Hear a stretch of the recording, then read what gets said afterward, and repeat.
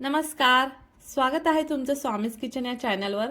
आज मी तुमच्यासोबत एक खास रेसिपी शेअर करणार आहे. हा मिक्स व्हेज सूप ना माझ्या नवऱ्याची खूप फेवरेट रेसिपी आहे आणि ही रेसिपी ना त्यांनीच मला शिकवली आहे आणि आता रेसिपी करताना त्यांनी मला हेल्प पण केली आहे. तर चला एकदा त्याच्या पद्धतीने ही रेसिपी करून बघूया. तर हे टेस्टी सूप बनवण्यासाठी ना आपल्याला काही भाज्या लागणार आहेत बघा. इथं मी घेतले आहे पत्ताकोबी थोडी, फुलकोबी, शिमला मिरची, एक बटाटा, कांदा, टोमॅटो आणि भोपळा पण घेतला आहे थोडा. सोबतच याच्यामध्ये आपण घालणार आहोत बीट, गाजर, मटार. हे सर्व आपल्याला आधी कुकरला शिजवून घ्यायचं आहे. म्हणजे ना हे असं कुकरला पाणी घालायचं आणि त्याच्यामध्ये ह्या सर्व भाज्या उकळून घ्यायच्या आहेत. तर इथं बघा आता कुकरमध्ये पाणी गरम करायला ठेवलं होतं. त्याच्यामध्ये आधी बटाटा घातला, भोपळा घातला, कांदा घातला.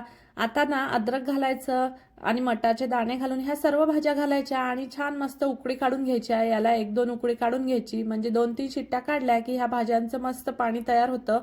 आणि ना ते पाणी ना आपल्याला सूपसाठी लागणार आहे. इथं बघा काही बीट पण घेतलं आहे थोडं आणि पत्ताकोबी पण घेतली आहे, गाजर पण घेतलं आहे. ते सगळं आता मी या कुकरमध्ये लावते आहे आणि याच्यामध्ये आपल्याला थोडं काही मसाले घालायचे आहेत. मसाले कुठले घालायचे आहेत ते मी पुढे तुम्हाला दाखवतेच. आणि ना इथं ना तुम्ही तुमच्या आवडीनुसार भाज्या घेऊ शकता. इथं बघा मी सर्व भाज्या घेतल्या आहेत. त्यामुळे ना सर्व भाज्यांचं सूप आपल्याला मिळतं. सर्व न्यूट्रिशन आपल्या पोटामध्ये जातात. त्यामुळे ना इथं मी सर्व भाज्या घेतल्या आहेत. आता इथं बघा सर्व भाज्या टाकल्यानंतर ना व्यवस्थित मिक्स करून घ्यायच्या. इथं मला थोडं पाणी कमी वाटत आहे म्हणून मी ना आता थोडं अजून पाणी घालते याच्यामध्ये. त्यामुळे ना सूपची क्वांटिटी पण मस्त होईल. बघा इथं भाज्यांचं थोडं पाणी कमी वाटत होतं मला म्हणून मी परत पाणी घातलं. आणि आता ना याच्यामध्ये आपण काही खडे मसाले घालूया. तर इथं बघा एक तेजपत्ता, विलायची, लवंग, मिरे, हिरवी विलायची, सोबतच थोडं जिरं, सोप, धणे पण घेतले आहेत. आता इथं बघा कुकरला शिट्ट्या येतात तोपर्यंत आपण फोडणीची तयारी करूया. म्हणजे ना आपल्या सूपसाठी काय लागणार आहे फोडणीला तर बघा इथं एकदम बारीक चॉप करून गाजर केला आहे, बीट केला आहे.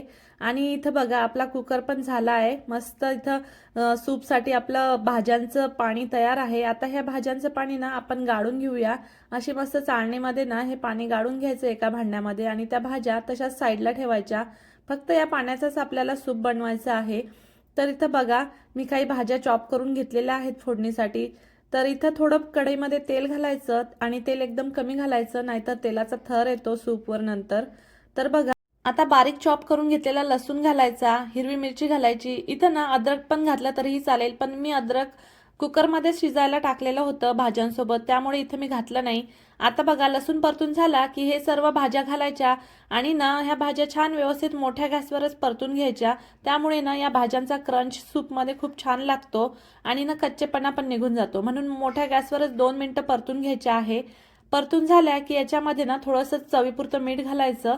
आणि आता याच्यामध्ये ना मी घालणार आहे थोडंसं vinegar, soya sauce, chilli sauce हे सगळं घालायचं आहे. त्यामुळे ना आपल्याला थोडासा चायनीज फ्लेवर पण येतो आपल्या सूपला. तर इथं बघा अगदी मी 1-1.5 चमचा व्हिनेगर घालते आहे त्याच्यामुळे सूपला छान टेस्ट येते. सोया सॉस पण घालते आहे. तर असं सगळं 1-1.5 चमचा असं घालायचं त्याच्यामुळे फ्लेवर येतो सूपला. आता बघा चिली सॉस पण घालते आहे मी. आणि ना हे नाही घातलं तरीही चालते, ऑप्शनल आहे. पण माझ्याकडे होतं म्हणून मी घालते आहे आणि त्यामुळे ना सूपला खरंच खूप छान मस्त एक फ्लेवर येतो. त्यामुळे एकदा नक्की ट्राय करून बघा सोया सॉस वगैरे टाकून. तर आता बघा हे सगळं टाकून झालं की परत एकदा व्यवस्थित मिक्स करून घ्यायचं आणि आता याच्यामध्ये आपल्याला घालायचं आहे आपलं भाज्यांचं पाणी.